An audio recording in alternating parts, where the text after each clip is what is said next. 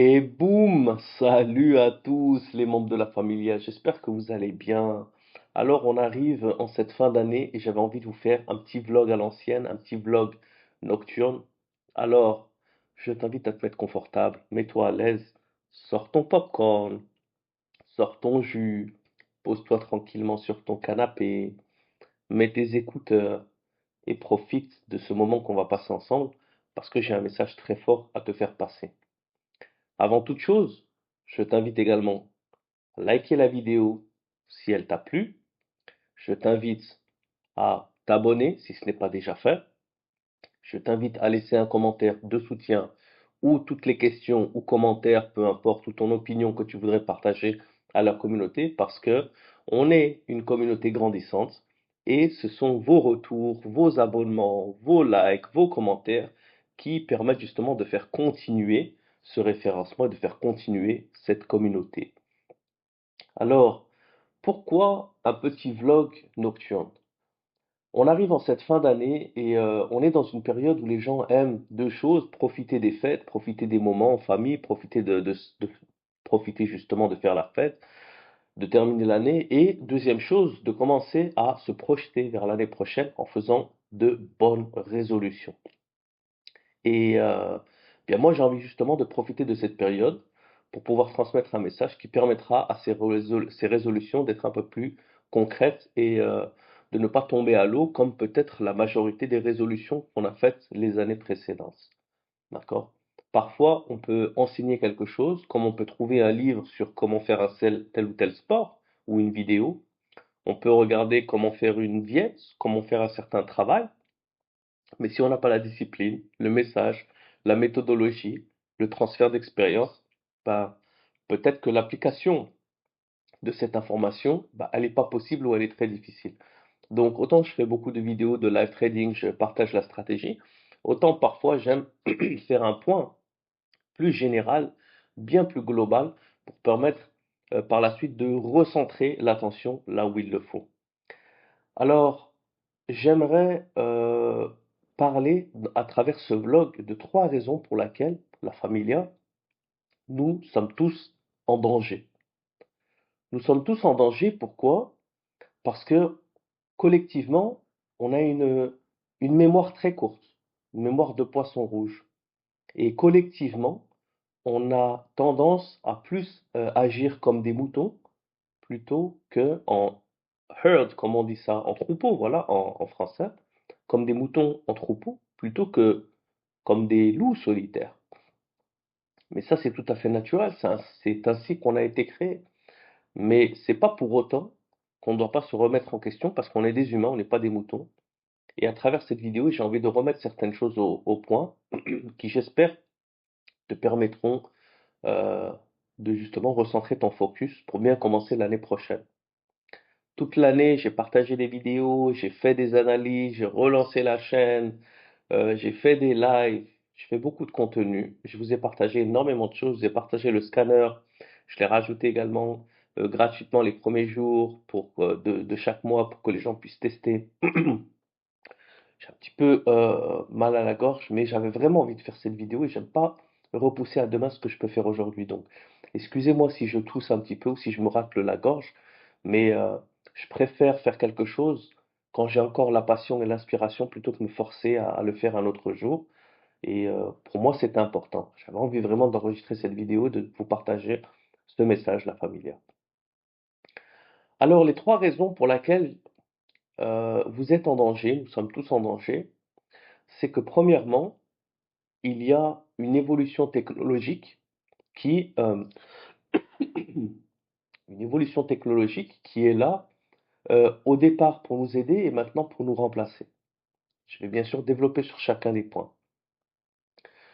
Le deuxième point, c'est que avec ou sans évolution technologique, tu peux te retrouver bloqué. Il peut y avoir des nouvelles lois, il peut y avoir des nouvelles règles. Tu es en danger si tu ne te diversifies pas. Tu es en danger si tu n'es pas spécial.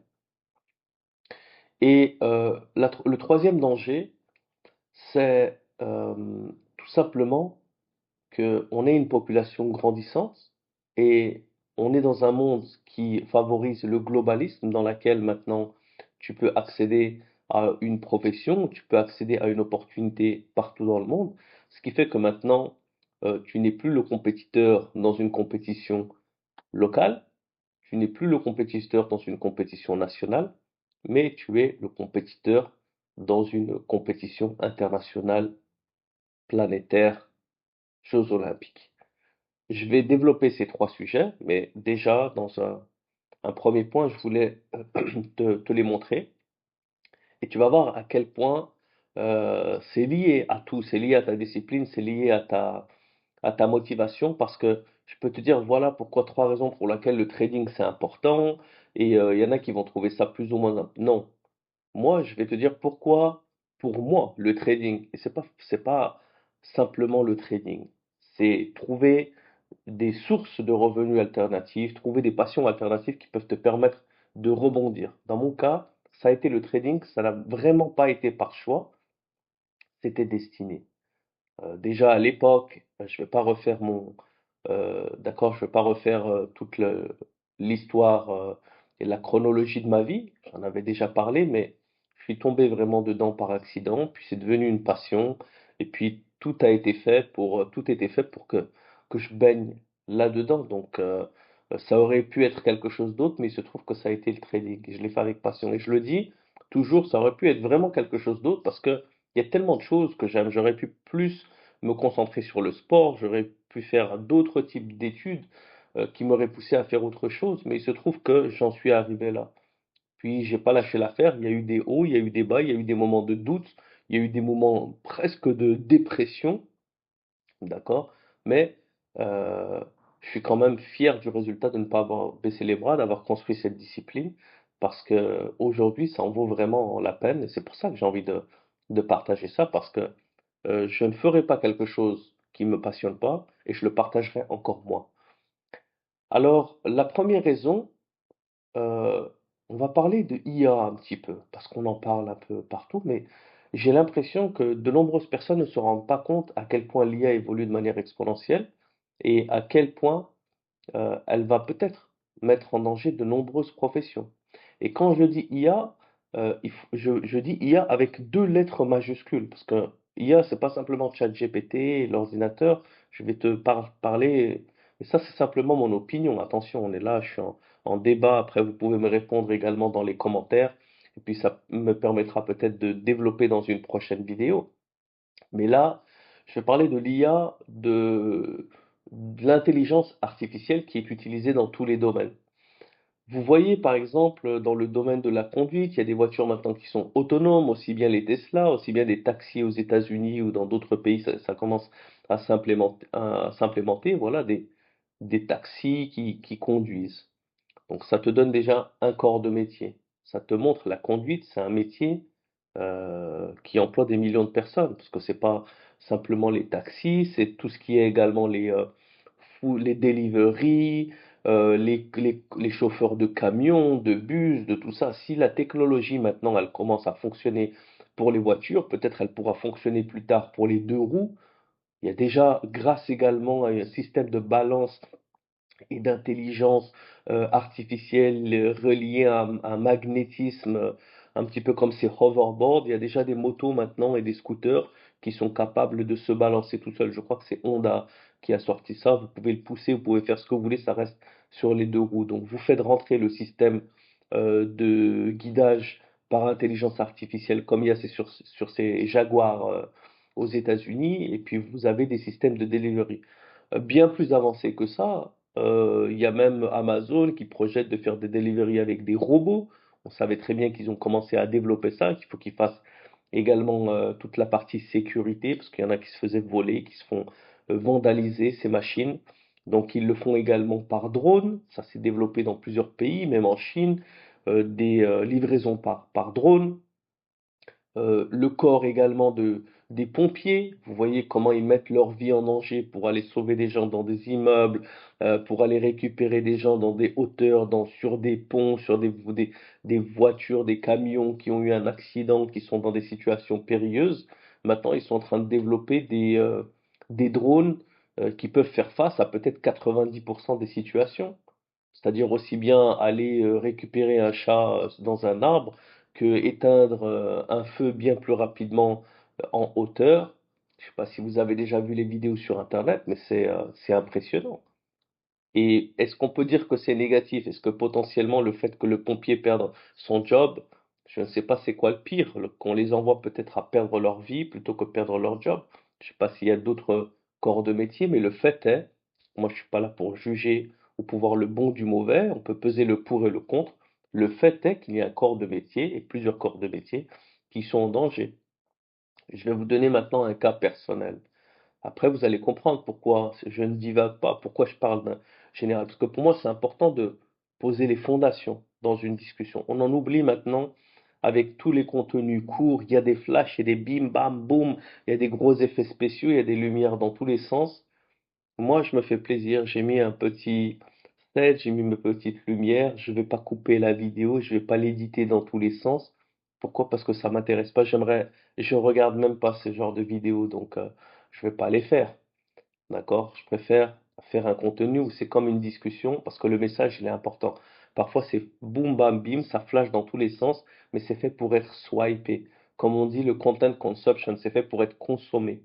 Moi, je veux pas que mon contenu soit consommé, je veux que mon contenu soit euh, digéré, je veux que mon contenu soit dissecté, je veux que mon contenu déjà soit apprécié, et puis je veux que mon contenu crée un vrai impact et qu'on se focalise sur le message plutôt que sur l'image et l'entourage du message.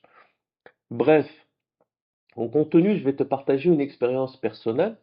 J'étais sur des développements, il y avait avec une grande équipe où il y avait de nombreuses personnes qui étaient impliquées pour le développement de programmes d'éducation et autres. Donc, il y avait des personnes qui s'occupaient de développer le site internet, il y a des personnes qui s'occupent de toute la partie technique, s'assurer que fonctionne bien sur les plateformes, les trucs, les IT, comme on dit général, en général, les IT. Tu as les éducateurs, tu as les traders. Bon, il y a différents types de corps de métier. Et puis tu te rends compte que, par exemple, les éducateurs, ils font ça par passion, ils y passent beaucoup de temps, ils aiment rester tard et préparer des choses, les traders, et puis il y en a d'autres, eux, euh, tu peux leur dire qu'il y a quelque chose d'extrêmement important. Malheureusement, tu n'as pas vu l'heure. Il est 5h01. Tu te retournes, tu regardes, ils ont disparu. Pourquoi? Parce que la semaine est finie, la journée est finie. Et ce n'est pas une coïncidence. Moi, je te parle de mon expérience. Attention, il y a des personnes qui travaillent. Il y a des personnes qui travaillent dur et il y a des personnes qui sont, comment on dit déjà, lazy en français, fainéante plutôt comme ça, et puis il y a des personnes qui sont plutôt fainéantes dans n'importe quel corps de métier. Je te partage, c'est quand même de nombreuses personnes, j'en fais une petite généralité, et il y a des exceptions où il y a peut-être d'autres expériences différentes, mais je n'ai pas envie de faire un truc politiquement correct, j'ai juste envie d'expliquer quelque chose pour transmettre un message. Et par exemple, on était là en train de préparer des programmes, de l'éducation, tu pouvais rester tard, mais parfois, le lendemain, ça peut être calme parce qu'on a une mentalité naturelle. Et je vais en revenir à ça, mentalité naturelle, c'est comme une mentalité encore dans le sport, dans les arts martiaux, dans l'agriculture. Dans le sport, tu ne vas pas t'entraîner de la même manière 2 semaines avant un combat que le lendemain du combat ou dans une quelconque compétition, parce que tu vas plus te reposer, tu vas plus t'entraîner tranquillement, mais avant une compétition, tu vas faire attention à de nombreuses choses, tu vas y passer plus de temps, tu vas y mettre les heures parce que tu as envie d'atteindre cet objectif. D'accord? Bien nous, c'est pareil, d'une manière générale, ça peut être calme, puis tu arrives, il y a un projet, on essaie de finir ça avant la fin du mois, tout le monde y met du sien, mais tu en as certains, non, ils restent carrés sur leur heure, sur leur rapidité, sur leur cadence, il n'y a rien à faire. Euh, L'agriculture, même chose, tu vois, tu as une période, c'est comme les phases de trading, tu as une période d'accumulation, période public participation, et la période de distribution, c'est la même chose. L'accumulation, c'est quoi? Tu plantes, tu mets des trucs, tu prépares. C'est difficile, il y a de la labeur. Puis après la public participation, tu maintiens, les choses commencent à grandir, tu continues dans la même tendance, ça continue de grandir. Puis la phase de distribution, boum, c'est notre phase de récolte, encore un peu de volatilité, un peu de travail, et puis après, repos, on retourne un peu dans la phase d'accumulation. Par contre, ces personnes-là, non, très carrées, aussi bien quand c'est calme que quand c'est pas calme. Et j'ai eu une expérience, par exemple, avec des content writers, les personnes qui sont en charge justement d'écrire le contenu qu'on peut faire nous-mêmes, mais tu peux pas tout faire. D'accord? Quand tu dois préparer des choses, quand tu dois préparer des séminaires, quand tu organises par exemple, des Zooms, tu as des appels, tu peux pas aussi écrire tout le contenu d'une promotion, d'un site. Donc, tu as des personnes qui sont dédiées à ça, c'est tout à fait normal. Et ces personnes-là, bien, ils se rendent indispensables. Oui, mais non, ça je peux pas le faire. Ah, moi aujourd'hui, j'ai pas l'inspiration pour le faire. Non, ça finalement ça va prendre plus de temps. Mais bon, même moi si je le fais, je pense que je peux le faire en un jour. Pourquoi tu vas prendre 4 jours à le faire? En plus de ça, mais j'y rentrerai dans le deuxième point. En plus de ça, avec toute la période Covid où les gens travaillent en remote, tu es plus ensemble pour pouvoir partager, discuter. Donc tu envoies un message, ils te répondent après 1 heure, désolé, j'étais occupé. Puis tu envoies un message à 4h59, plus personne répond parce que à 5 heures, c'est l'heure de rester chez toi parce qu'on est déjà chez soi. Tu pourrais dire c'est l'heure de rentrer à la maison, mais non. Et maintenant, tu as vu en un clin d'œil, ChatGPT est arrivé. Ah oui, c'est intéressant, c'est un outil, et boum, tu en arrives à envoyer un petit prompt et il te rédige ce que cette personne vraiment va mettre 1 semaine à faire. Il peut te le faire en 10 minutes. Bien, carré, sans aucune faute. Euh, Tu peux lui redemander 50 fois d'affilée que c'est pas assez bien, que tu le veux plus comme ça, plus comme ça. Il va pas s'énerver, il va pas te boycotter, il va travailler 24 heures sur 24, il va pas te dire là j'ai pas l'inspi. Après, est-ce que c'est extrêmement parfait comme le meilleur des content writers? J'en sais rien. Mais c'est quoi l'objectif? L'objectif, c'est de faire une œuvre d'art à chaque fois qu'on écrit un email, ou c'est d'écrire quelque chose qui permet de terminer le travail et de faire quelque chose de mieux une deuxième fois. C'est ce qu'on appelle l'itération, ce sont les différentes versions. Dans le scanner, si on avait essayé de faire le scanner absolument parfait avec tout ce qu'on voulait, on l'aurait jamais lancé. Mais c'est pour ça qu'on a plus d'une centaine de versions en incluant tous les petits changements visuels de code, de technologie, d'ajouts, comme lorsque l'indicateur Power a été ajouté, comme lorsque les évolutions des graphiques avec toutes les lock candles ont été ajoutées, comme avec le M15 H1 automatique, comme avec l'indicateur matrix, comme avec toute la partie simulateur, comme avec... Et j'en passe, et j'en passe. Mais à chaque fois, on a terminé quelque chose le mieux possible, mais également le plus vite pour pouvoir tester, avancer, apprendre, et puis relancer des nouvelles versions. D'accord? Donc, si on devait prendre maintenant le content writing avec ChatGPT ou avec une personne lambda normale, à la fin de l'année, tu as produit peut-être plus de 100 fois plus de contenu avec ChatGPT, mais tu as également toi-même pu revoir ce contenu et tu as appris pour pouvoir mieux produire et tu as reçu également, vu que tu en as produit plus de feedback de la part de tes lecteurs, de tes followers, de tes étudiants, qui te permet de progresser de manière beaucoup plus rapide et efficace. Donc, on a parlé d'une manière générale, l'intelligence artificielle dans de nombreux métiers de bureau, d'accord, qui peuvent être remplacés. Dans certains des métiers, même l'agriculture, maintenant il y a des machineries, même les constructions, dans la construction il y a les ingénieurs, les pompiers. Je ne sais pas s'il y a un métier où on commence à voir maintenant des robots humanoïdes, des robots qui sont un peu comme des chiens. Il y a toute la partie drone, énormément de choses, énormément de technologies. Après, toute la partie Internet, il y a de plus en plus d'intelligence artificielle qui peuvent créer des images, qui peuvent créer des vidéos, qui peuvent créer maintenant même des audios. J'ai créé récemment un podcast en écrivant quelques lignes. Ça m'a sorti un podcast qui a l'air naturel avec un sujet très intéressant. Donc, avant que tu trouves, la question, ce n'est pas Est-ce que c'est mieux si c'est fait par un humain? Bien sûr qu'on préfère regarder quelque chose. La question c'est, si tu dois produire un contenu en trouvant les bonnes personnes, en s'assurant qu'ils le fassent, alors que tu es capable d'avoir, pour un contenu basique, de le créer en une fraction de seconde, bien sûr que qui va se compliquer la vie? Regarder un film hollywoodien, bien sûr qu'on préfère le voir avec des humains plutôt que des robots, d'accord? Une œuvre d'art, tout ce qui est encore une fois, il y a même des IA qui créent des morceaux de chansons, de musique ou de rap, et les gens disent mais c'est fascinant parce qu'on ne se rend même pas compte presque de la différence, mais on préfère quand même voir un humain dans un concert ou dans un film, c'est un tout autre débat.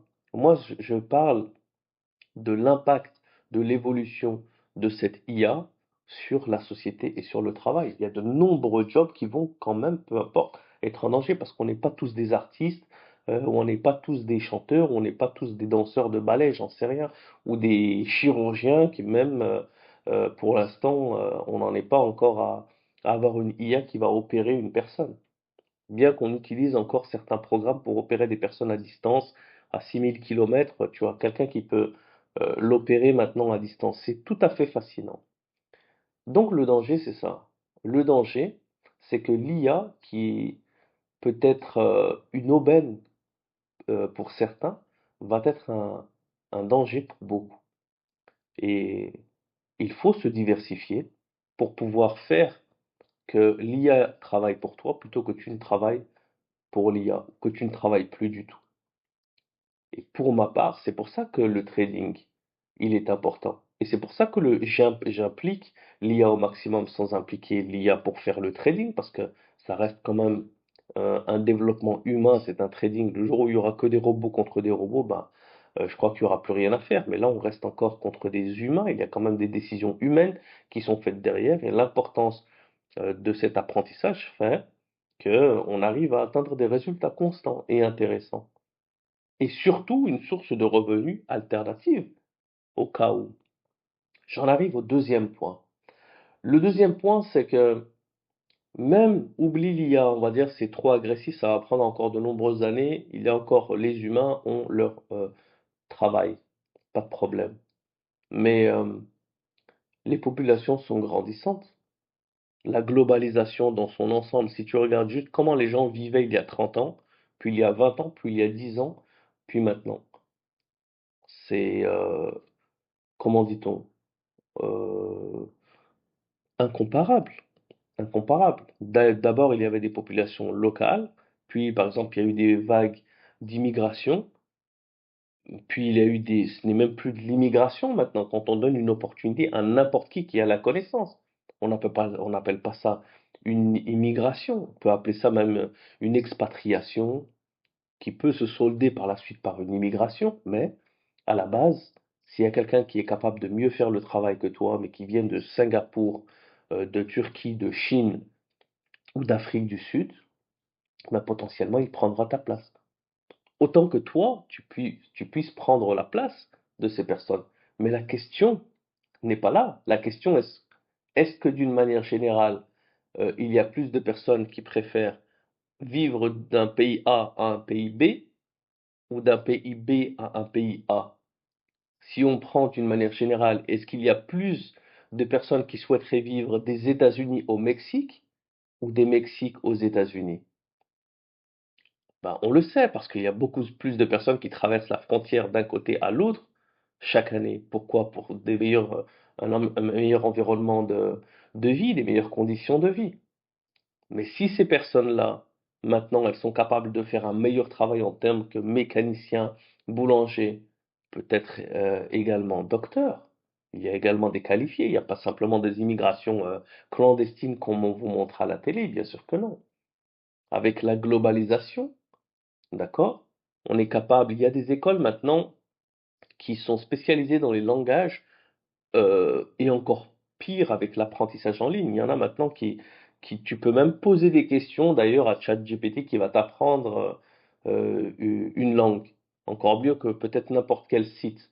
Tu peux même avoir des discussions maintenant dans l'application et avoir une discussion et parler dans n'importe quelle langue à ChatGPT. Je faisais un test récemment, puis maintenant, je continue d'apprendre et d'approfondir ma langue grecque que je ne pourrais faire avec n'importe quel prof. Je peux poser n'importe quelle question, puis d'un coup, je switch en anglais, je dis, j'ai pas compris ça, puis ça me l'explique, fais-moi un tableau, on va où? Donc, encore une fois, je ne suis pas là pour trop poser le pour et le contre de savoir ce qui est le mieux ou les moins bien. La question est que c'est un point positif du fait d'avoir tout cet apprentissage à portée de main. On est d'une génération où on a connu la vie sans Internet, où on a connu la vie à aller chercher des livres à la bibliothèque et à écrire son nom pour le réserver la semaine suivante. Puis il y a eu les lancements d'Internet.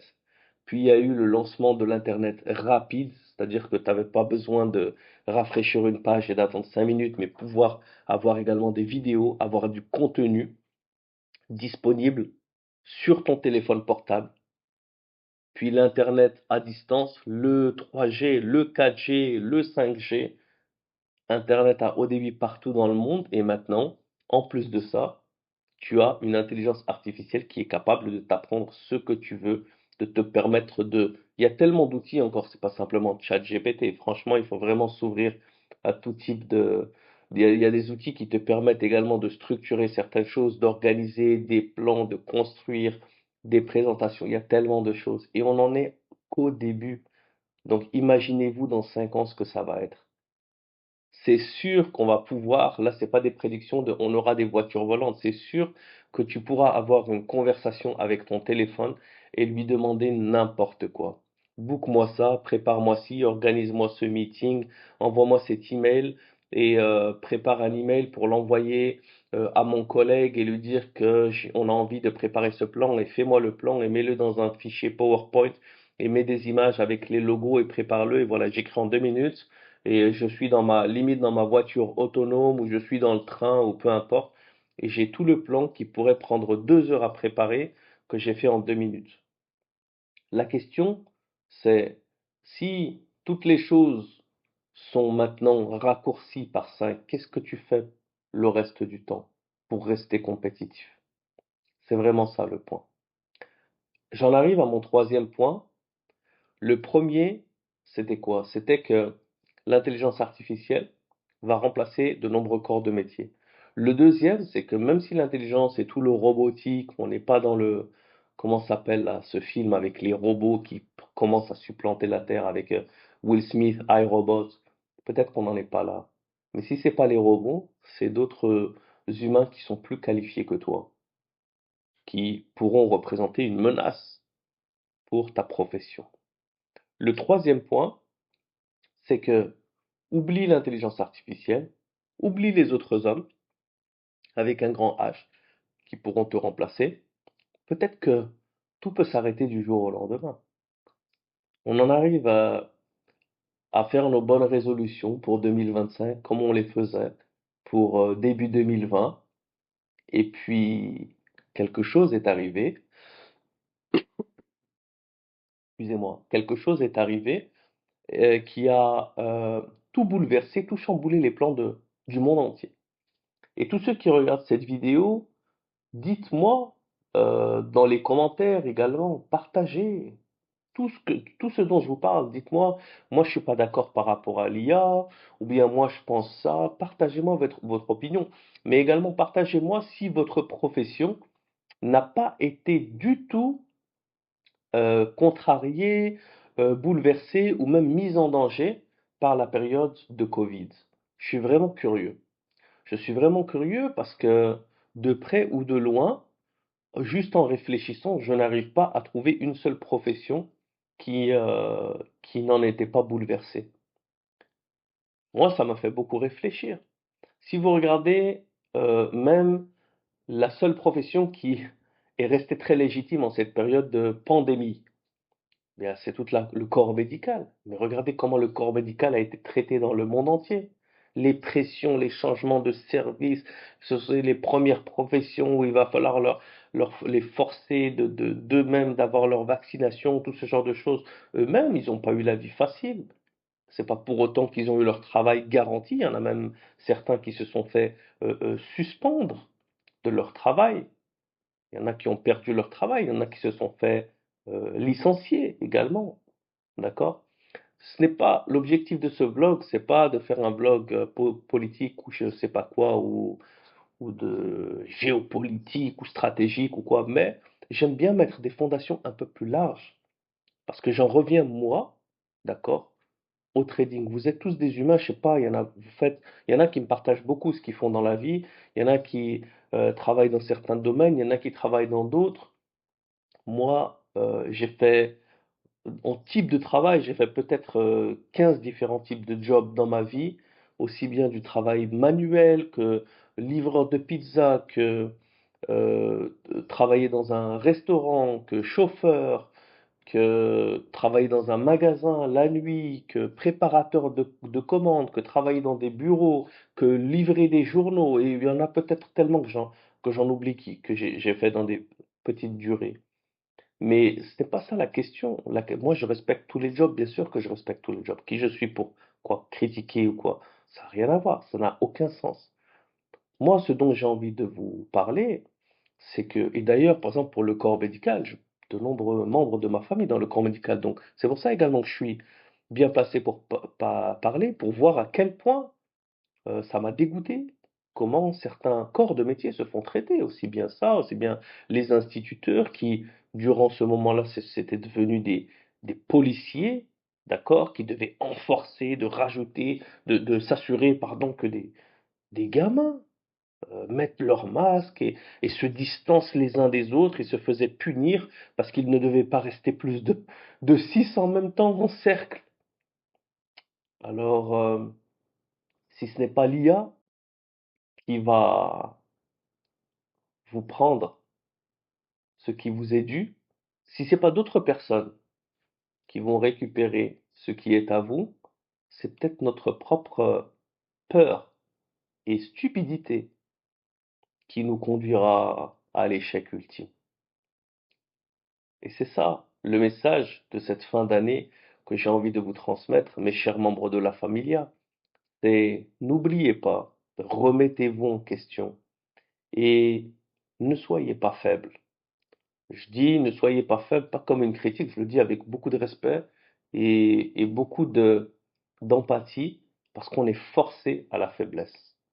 Et ça m'emmène au deuxième petit point que j'avais envie de vous transmettre durant ce vlog, c'est comment nous sommes forcés à la faiblesse. C'est un peu antinomique d'être forcé à la faiblesse.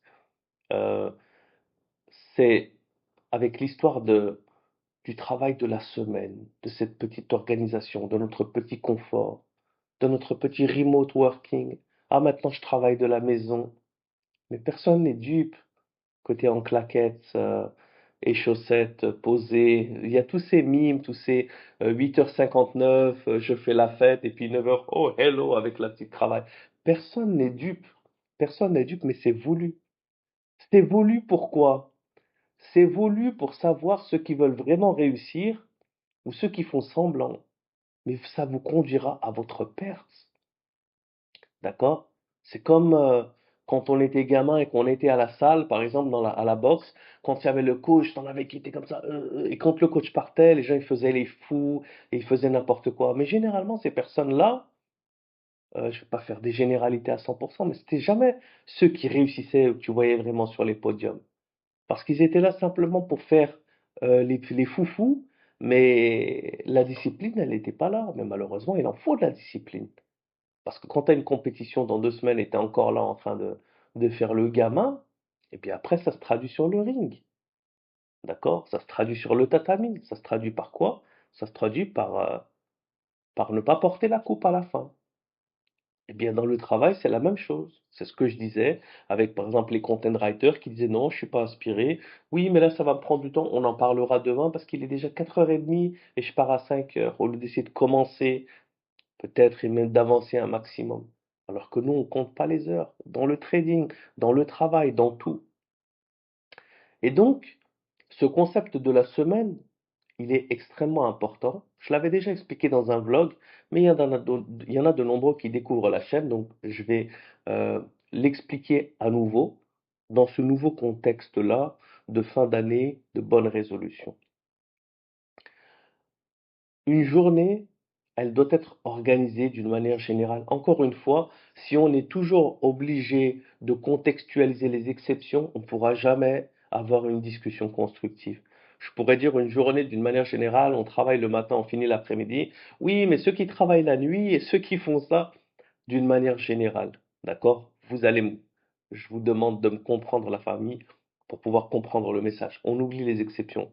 Moi-même, mon premier travail de bureau, c'était un travail de nuit. Donc, bien sûr, je sais qu'il y en a qui travaillent la nuit et qui dorment plutôt le jour, mais d'une manière générale. Un travail, il commence lever du soleil jusqu'au coucher du soleil. C'est une journée qui est universelle pour tout le monde, que tu sois au Mexique, que tu sois aux États-Unis, que tu sois en Chine, que tu sois en France, au Bénin, en Côte d'Ivoire ou à La Réunion, tu vas travailler durant la journée du lever au coucher du soleil. Tu vas étendre un petit peu après le coucher du soleil, peut-être quand la journée, elles sont courtes, l'hiver. Tu vas peut-être commencer un peu après le lever du soleil, l'été, quand les journées sont longues. Mais d'une manière générale, on va avoir un cycle qui est un cycle solaire, du lever, coucher du soleil, avec une journée de 24 heures qui est la même pour tout le monde. Un mois maintenant, notre mois, il va être organisé par quoi? Il va être organisé par un cycle lunaire. On a différentes phases lunaires qui constituent un mois. Bon, le mois originel de 29 jours avec 13 mois et un seul jour qui est le jour de la renaissance du nouveau cycle, il a été modifié avec les calendriers de Julius, Augustus César, le changement, mais d'une manière générale, on reste sur des cycles que qui doivent être respectés, qu'on fasse de l'agriculture, qu'on fasse de la pêche. Il faut comprendre ces cycles-là, peut-être moins quand on travaille derrière un ordinateur, mais d'une manière générale, on suit un cycle qu'on peut le voir encore une fois, peu importe où on est dans le monde, on sait qu'on a un mois qui commence et qui finit avec certains cycles lunaires, d'accord? Qui sont rythmés par un certain nombre de jours. Maintenant, l'année. L'année également, autant que le jour est rythmé par le mouvement du soleil, que le mois est rythmé par les mouvements de la lune, et que l'année est rythmée par les mouvements de la Terre, il y a des saisons. On peut voir ça également dans les astres, d'accord, avec les différentes, comment on appelle ça, Euh, avec les différentes, euh, bon, maintenant, j'ai j'ai juste un trou de mémoire sur les regroupements d'étoiles, parce que parfois, j'ai la pensée qui arrive comme ça en anglais, j'arrive plus à trouver les constellations, puis c'est le même mot. On peut retrouver ça avec les différentes constellations, pour savoir on est après, à peu près, et l'année reste la même de toute manière, peu importe où vous êtes dans le monde, elle est liée au même mouvement de la Terre, peu importe où vous y êtes sur cette Terre. Alors que la semaine, d'accord? La semaine, en anglais, ça s'appelle week, et c'est pas par coïncidence que ça veut également dire le mot faible, week. Ça s'écrit pas de la même manière, d'accord? La semaine, c'est double E, et la faiblesse, faible, c'est EA, W-E-A-K, mais d'une manière générale, il faut comprendre le message. Il y en a certains qui ont des semaines où ils ne travaillent pas le samedi et le dimanche. Généralement, ça avait une certaine origine, un standard qui est également lié à des pays qui sont plutôt euh, chrétiens pour également la pause du dimanche. Il y a d'autres pays, également en fonction de la religion musulmane, c'est plutôt le vendredi.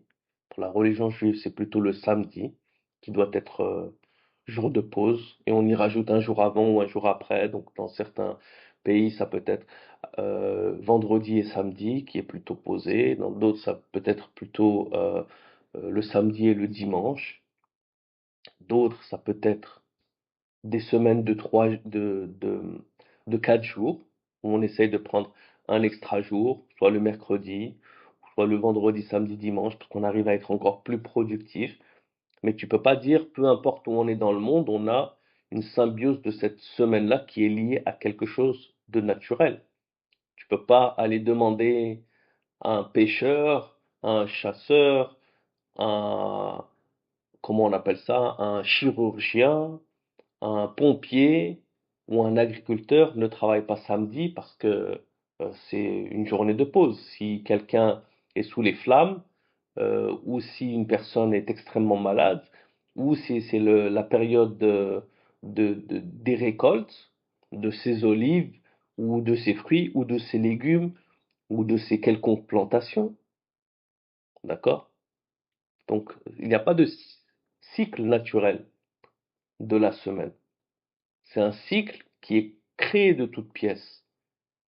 Et s'il est créé de toutes pièces, ne sois pas formaté par cette création. Reste connecté à la nature. On en oublie les journées, on en oublie l'importance du mois, mais la semaine, c'est toute notre vie. Ah, j'attends le week-end avec impatience. Ah, je fais mon 9 heures à 5 heures et puis je me taille chez moi. C'est ça qui fait que vous êtes en mode NPC, en mode non-playable character. Je crois qu'en français, ça s'appelle PNJ, je sais pas quoi. C'est ça qui fait que vous êtes remplaçable. C'est ça qui fait que vous êtes en danger. Parce que si toi, tu veux prendre ta petite pause et partir direct à 5h01 et ne rien faire le week-end et faire la fête et profiter et être encore plus fatigué le lundi que tu n'étais le vendredi parce que tu as passé tout le week-end à courir dans tous les sens et tu dis mais j'ai pas le temps de regarder les marchés pour en revenir au trading parce que j'ai ça, j'ai ci. Mais peut-être que quelqu'un va mieux organiser sa semaine et va avoir de meilleurs résultats, et va te faire de l'ombre et va te remplacer. C'est aussi simple que ça. Donc les points, le but de ce vlog, mes chers membres de la familia, c'est de remettre les choses en place, c'est de remettre de l'ordre dans notre vie pour sortir d'un système de faiblesse de la semaine et rentrer dans un système journalier, mensuel et annuel. Maintenant, après avoir fait de grandes généralités, je vais rentrer dans le vif du sujet qui est le vif du trading. Une journée, elle commence tôt et elle se finit tard quand elle est intéressante. Une journée, elle peut n'avoir rien à faire. On peut ouvrir les graphiques et les fermer en 5 minutes si tout est à zéro et on est le vendredi d'un NFP et ça ne nous intéresse pas, ou on est le dernier jour du mois et une grosse phase de distribution, on approche un gros profit taking le vendredi ou dernier jour du mois ou peu importe, ou le lundi rien n'a commencé, tout est calme. Ça peut prendre que 5 minutes. Par contre, quand on a une bonne opportunité, on a un bon mardi, on a un bon mercredi, il n'y a pas d'ADP, il n'y a pas d'FOMC, ou peut-être il y en a, mais on arrive à les trader, peu importe. D'accord? On a fait son plan, on a du bon 5 étoiles, on a du plus 4, du moins 5, on a du strong, du weak across the board. Là, il faut se faire plaisir. Là, il faut y mettre les heures. Si tu travailles, tu monitores dans ton temps libre, tu continues après, tu suis, tu regardes le scanner, puis tu y mets le temps. Et si tu as passé une dure semaine, mais tu as bien tradé, repose-toi, lis des livres, sors un petit peu de ces ordinateurs. Parfois, toutes ces ondes, elles fatiguent. Moi, quand je passe beaucoup de temps comme ça devant les écrans, c'est pas vraiment les yeux qui fatiguent, c'est le cerveau au bout d'un moment. Sors de ça, sors, profite de ta famille, passe du temps avec eux, sors dans la nature. J'ai fait des vlogs, je montre ce que je fais. Nature, famille, trading, c'est un trio qui est nécessaire et indispensable. On trade pourquoi? Pour notre famille, c'est pas l'inverse. Et c'est comme travailler pour vivre ou vivre pour travailler. On ne vit pas pour travailler. On travaille pour pouvoir vivre, on trade pour pouvoir vivre. Et la nature, c'est pour se reconnecter à l'essentiel.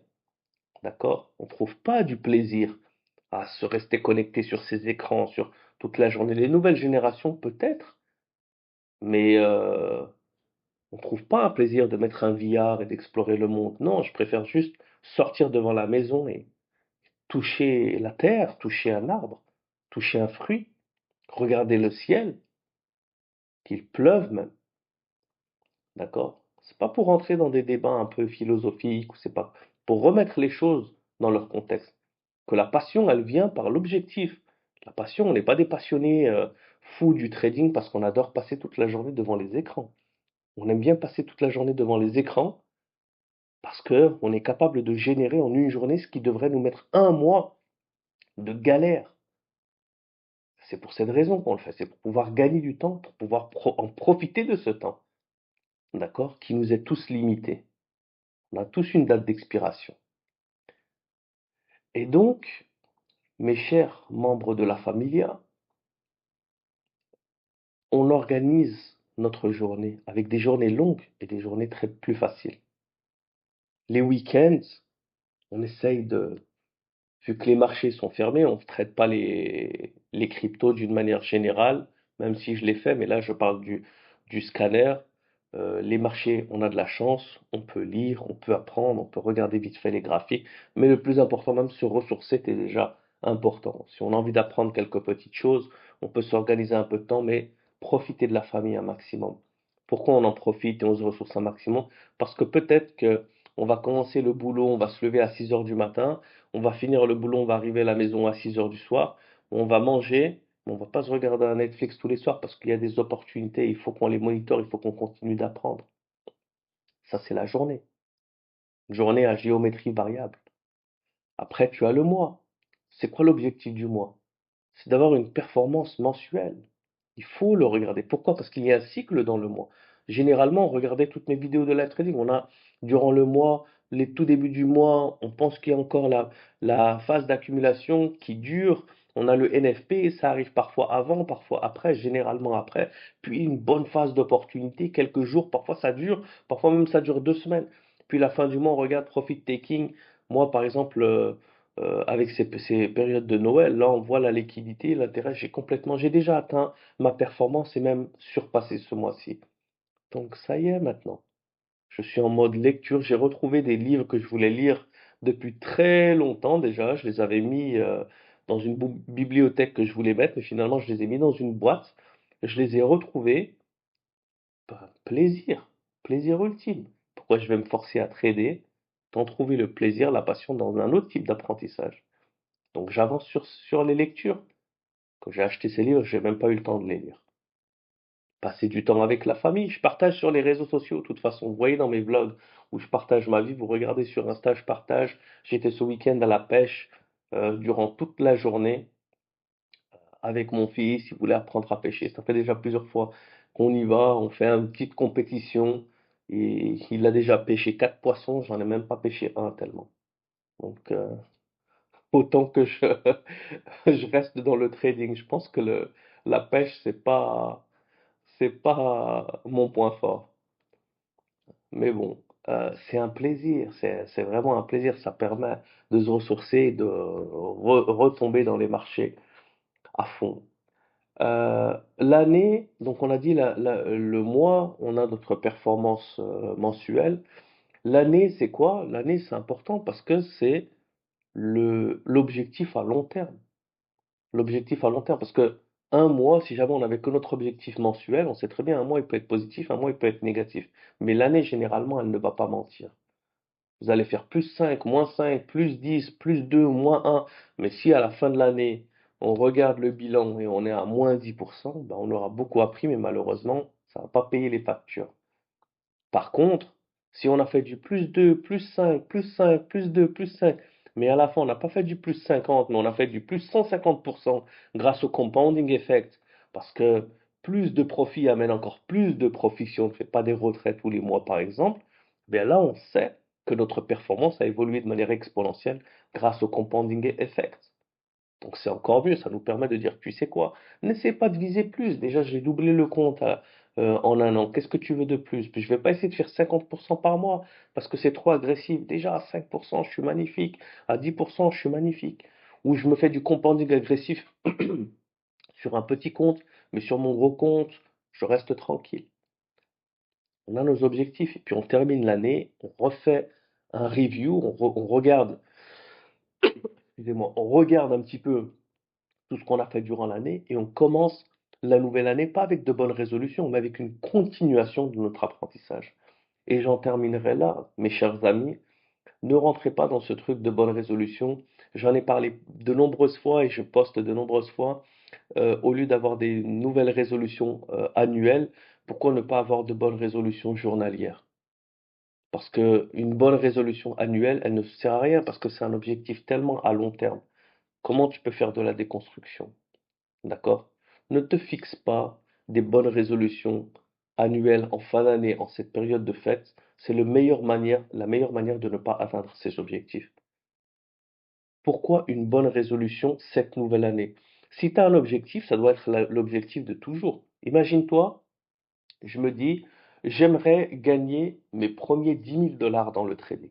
Bon, ça peut être 100 000 $, ça peut être 1 million. On va dire 10 000 $. Si je les ai pas atteints à la fin de l'année, pourquoi je dois faire une nouvelle résolution? J'ai toujours le même objectif. Par contre, la déconstruction mensuelle, c'est de dire, OK, si j'arrive à faire 1000 par mois, en 10 mois potentiellement, j'arrive à faire 10 000, mais comme je peux avoir un mois positif, un mois négatif, on va dire que ça va pas être en 10 mois, ça va être en 12 mois. Donc, je vais essayer de faire une moyenne au maximum, d'essayer de déconstruire de 1000 par mois. 1000 par mois, c'est combien? Essayez d'avoir un objectif de 200 par jour, entre 100 et 200 ou de 150 par jour. Pourquoi? Parce que il y a 20 jours de trading dans le mois d'une manière générale et je ne trade pas tous les jours parce qu'on a les NFP, on a les phases d'accumulation et de distribution qui sont extrêmement volatiles, on a les phases dans le scanner où c'est calme, donc je me dis même entre 5 et 10 jours, je vais essayer de le réduire au minimum. Ah, je vois que j'arrive pas à l'atteindre en 10 jours, donc je vais devoir un petit peu augmenter les volumes et trouver les meilleures pépites. C'est comme ça qu'on commence à déconstruire. C'est comme ça qu'on commence à apprendre. C'est comme ça qu'on commence à taper quelque chose d'intéressant, les amis. C'est pas en disant, allez, bonne résolution. L'année prochaine, je serai fit, je serai riche, je serai beau. Allez, bonne fête. Non. Tout ça, c'est des concepts abstraits qui ne valent rien dire. Qui ne valent rien dire. Tout doit être quantifié pour pouvoir être déconstruit. Si c'est pas quantifié, ça peut pas être déconstruit. Si mon objectif est de 10, si je le divise par 2, pour le faire en 2 fois, ça fait 2 fois 5. Si je le divise par 10, ça fait 10 fois 1. Donc si c'est en 10 mois, c'est un par mois. Là, c'est très simple, c'est limpide. Mais si je dis riche, si je dis confortable, comment est-ce qu'on peut diviser riche? Comment est-ce qu'on peut diviser confortable? Comment est-ce qu'on peut diviser fit? Comment est-ce qu'on peut diviser fort? On peut pas. On peut pas faire ça. D'accord? Donc voilà, mes chers amis, on en arrive à la fin de ce petit vlog nocturne. J'ai virevolté à droite à gauche, mais il n'y a pas de script, il n'y a pas d'organisation. C'était un message que je voulais vous transmettre. Et tout a commencé avec parce que ça faisait super longtemps que je n'avais pas vu Netflix et j'ai vu qu'il y avait plein de nouveaux documentaires. C'est surtout pour les documentaires. En fait, c'est surtout les enfants qui regardent leurs cartoons, mais c'est surtout pour les documentaires que je les regarde. Et il y avait un nouveau documentaire sur une grosse arnaque de Bitcoin. Je l'ai pas encore vu d'ailleurs, j'ai juste trouvé ça intéressant, j'ai vu juste le trailer quoi. Et un autre que j'ai commencé à voir, je crois que j'ai dû voir une quinzaine de minutes, mais j'ai vraiment envie de le finir. C'était sur une grosse arnaque d'un gourou de formation, je crois qu'il était d'Argentine, et ça s'appelle Zoé quelque chose, l'arnaque. Il faudrait que je retrouve le titre, Project Zoé ou je sais pas quoi. Et c'est un mec en Argentine, en plus ça a commencé en 2020, c'était même pas il y a longtemps. Il faisait des formations, tout, c'était une grosse pyramide, je sais pas combien de millions finalement ça a explosé.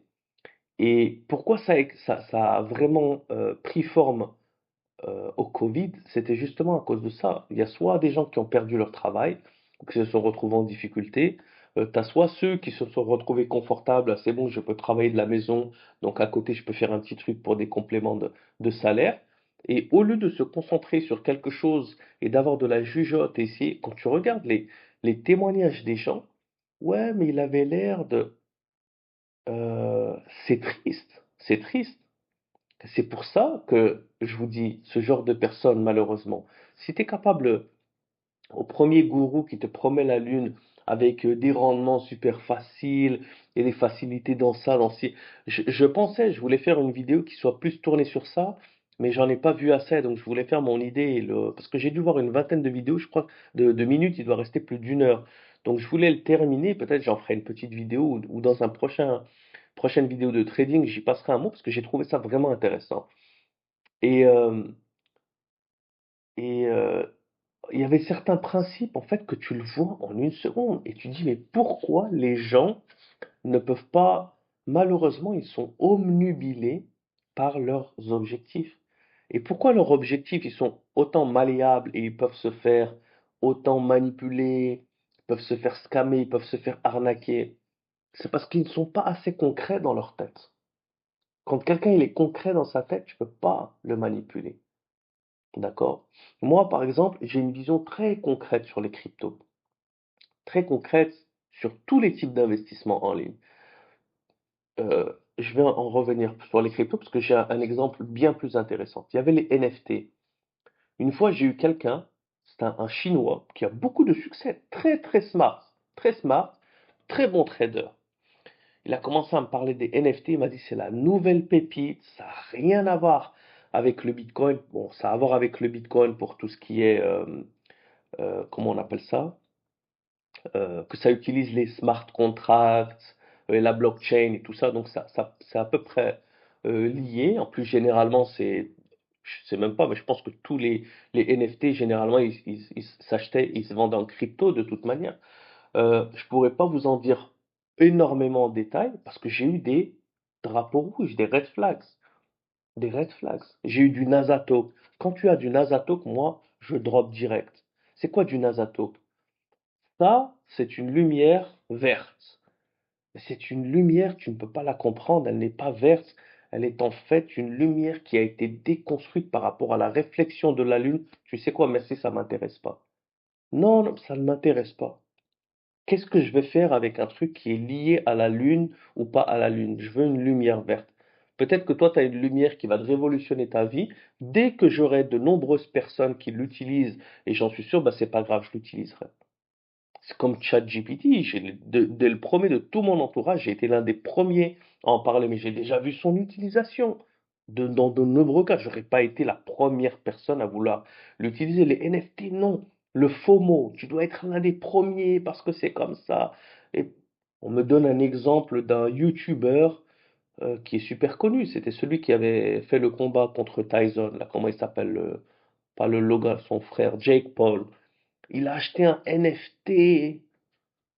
YouTuber qui connaît rien au monde de la finance, Nasatalk, euh, le fonctionnement, il n'y a rien, c'est incompréhensible. J'ai dit, tu sais quoi, laisse tomber.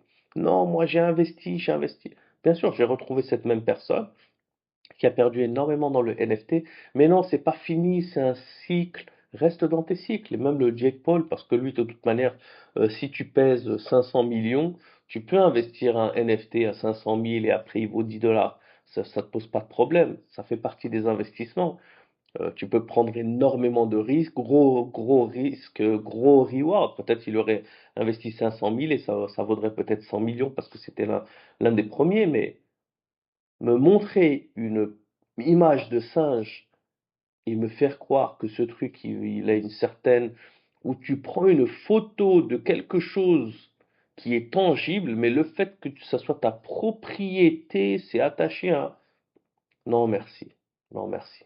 Euh, on n'est pas né de la dernière pluie, je suis capable d'étudier un truc, mais ce que tu me dis, ça n'a aucun sens, ça ne résonne pas. Alors, fais tes milliards et laisse-moi tranquille. Et quand tu as ce genre de gourous qui te disent par rapport à ce documentaire que j'ai commencé, non, mais ça peut révolutionner votre vie dans une simplicité, tu mets juste ça, tu le laisses dormir. Mais qu'est-ce que c'est vraiment un symptôme de notre société? Qu'est-ce qu'ont les gens avec l'envie de ne vouloir rien faire? Mais le but de la vie, c'est de faire quelque chose. Le but de la vie, c'est d'avoir une passion, c'est de travailler, de faire quelque chose que tu aimes. C'est de travailler dur pour pouvoir te reposer. Moi, j'aurais pu faire n'importe quel corps de métier, je le dis toujours. Si j'étais dans le marketing, si j'étais un athlète, si j'étais un pompier, si j'étais un boulanger, mais je ferais toutes mes choses avec passion, peu importe si c'est dur, si c'est pas dur, parce que c'est le but de ma vie. C'est pour ça que je me lève. Il y en a beaucoup qui font ça, qui trouvent. Mais tu en as malheureusement, ils n'arrivent pas à trouver une passion dans leur vie. Pourquoi? Parce que la passion, elle arrive. Est-ce que tu connais une personne dans le monde qui a une passion et qui n'est pas acharnée dans sa passion, qui est fainéante? Ah, moi je suis un boulanger passionné. Mais bon, j'aime bien faire 10 baguettes par jour. Tu regardes comment les boulangers, les pâtissiers sont connus par leur spécialité. Par contre, les 2000 baguettes qu'ils doivent taper par jour, à refaire la même chose, la pâte, les trucs, la cuisson, c'est, c'est pas facile. C'est pas facile. Et tous les types de métiers, les ingénieurs, les trucs, même les gens qui travaillent chez SpaceX, ils ont de la routine. Donc, si t'as pas cette passion qui te permet de passer ce stade de routine jusqu'à ce que tu arrives à atteindre la phase de distribution où tu te fais plaisir, tu réussiras jamais dans la vie. C'est pour cette raison que pour 2025, la Familia, j'aimerais, je souhaite de tout cœur que tu déconstruises tes objectifs. Tu as ton objectif final qui reste toujours le même, un objectif de pouvoir essayer d'atteindre certaines performances, une certaine somme finale. La somme finale, c'est ton objectif, c'est pas ce qu'on regarde sur les plateformes, je vous l'ai déjà dit. La performance mensuelle, journalière, on essaie d'atteindre des performances en pourcentage, parce que sinon on va être excité par les sommes et on va avoir peur des sommes. Si ton rêve c'est de faire 10 000, après tu as un floating à 200, oh mince, et tu trembles les pourcentages. Par contre, un objectif final, bien sûr. Notre objectif final, moi, mon rêve ultime, c'était pas de gagner 300%, ça n'a aucun sens. C'est pas les 300% qui vont me faire vivre. C'est une somme. Puis on la déconstruit. Et puis on s'intéresse aux évolutions de technologie. Par exemple, l'IA, parce que si l'IA, on sent que potentiellement elle peut nous remplacer, assurons-nous de pouvoir la maîtriser. Par exemple, un content writer. Moi, je leur disais même au départ de la création de ChatGPT. Non, mais tu verras ces trucs parce que ça peut faire plein d'erreurs. Maintenant, ils sont tous en train de faire ça. Mais les premiers qui l'ont fait, oui, eux ont réussi à choper la bague. Au lieu de faire une pièce de contenu par jour, maintenant que tu peux en faire 50, 100, bah, démultiplie ton travail. Tu peux travailler sur plusieurs projets en même temps. Donc, potentiellement, tu peux démultiplier également tes revenus. D'accord? Et au niveau également de la compétition internationale, autant que la compétition, tu peux être victime de la compétition, autant que toi-même, tu peux conquérir cette compétition et t'ouvrir au monde. C'est pour cette raison, moi, que je voyage énormément, que je rencontre énormément de monde. C'est pas simplement parce que ça m'intéresse de voyager, de rencontrer des nouvelles cultures, mais ça me permet de me mesurer, c'est une compétition. Ça me permet de me mesurer. Il n'y a pas plus grande fierté que d'être bon dans son domaine dans d'autres pays où tu n'es même pas censé parler la langue, où tu te retrouves au Mexique en parlant l'espagnol qui est ma troisième, ma quatrième langue d'apprentissage. Bon, si le premier, ma langue maternelle, est le français et l'arabe, et la troisième, c'est l'anglais, première langue que j'ai appris, c'est ma quatrième langue. Et te retrouver à parler avec des locaux, avec des gens et être plus performant et être plus écouté que peut-être quelqu'un qui vient d'un pays ou même de ce pays même. Pareil pour l'anglais. Et c'est ça qui te donne de la force pour continuer. Aussi bien dans ton trading que dans ton job. Tout est lié à la fin, dans un seul et même objectif. Encore une fois, si tu devais simplement te focaliser sur le trading et ne pas avoir de job, tu ne pourrais jamais trader de la même manière parce que tu aurais tellement de pression déjà de vivre uniquement de ce projet-là. Et ça ne marcherait pas. Et je suis le premier. Il y en a un pour qui peut-être ça peut marcher, mais moi, encore une fois, je vais faire une généralité. Déjà, quelque chose que j'ai pas fait, je vais pas conseiller que je n'ai pas réussi ou qui a été dangereux, je vais pas conseiller de le faire. Autant que quelque chose que j'ai eu du succès, ben, je conseille de le faire et c'est ce que je partage avec mon expérience. Il faut partager le positif et le négatif. L'un de mes plus grands regrets, c'est d'avoir quitté un job trop tôt parce que j'avais eu 2 bons mois, j'en ai déjà parlé. 2 bons mois, surtout à la fin du deuxième mois, j'ai réussi à faire un salaire en une semaine. J'ai quitté, le jour suivant, j'arrivais plus à trader. J'ai rien changé de la stratégie, mais au moment où je voulais ouvrir, je tremblais. Au moment où c'était pas le moment de trader, je disais, ouais, mais j'ai manqué cette opportunité, c'est pas grave, je l'ouvre. Je faisais n'importe quoi. Si c'était à refaire, je le referais jamais de ma vie. J'aurais continué, concentré, et j'aurais pu avancer plutôt que de me prendre cette grande claque qui m'a mis une grosse déprime. Grosse déprime. Déprime, c'est pas un truc super lourd. C'est quoi une déprime? C'est que tu te prends une claque tellement grande que tu es dégoûté, t'as plus envie de faire ça. Mais bon, heureusement, on a réussi à se relever, à prendre de ses erreurs. C'est pour ça que je transmets cette expérience. Pour ceux qui se disent non, mais tu penses, il me faudrait combien de temps? Il n'y a jamais assez de temps. Tu t'en rendras compte quand tu auras assez de temps. Tu auras tellement gagné que ton travail ne sera vraiment plus nécessaire. Bah, peut-être qu'après on pourra en parler. Mais quand tu commences à te dire, moi j'aimerais bien être trader à temps plein, jamais de la vie. Garde toujours différentes choses. Ton domaine, fais-le du mieux que possible. Si tu es dans un domaine en ligne, essaye de voir toutes ces nouvelles technologies pour les maîtriser, pour pouvoir travailler de manière beaucoup plus efficace. Et le trading à côté de même. Avec ou sans l'utilisation du scanner, moi, c'est ma passion qui m'a conduit à utiliser ce scanner avec laquelle j'ai eu les meilleurs résultats. Donc, et ceux qui l'utilisent également, qui ont utilisé de nombreuses stratégies, vous vous reconnaîtrez tous les membres de la famille. Il y en a qui suivent depuis des années et qui atteignent des très bons, excellents résultats avec le scanner. C'est pour ça que j'en fais la promotion.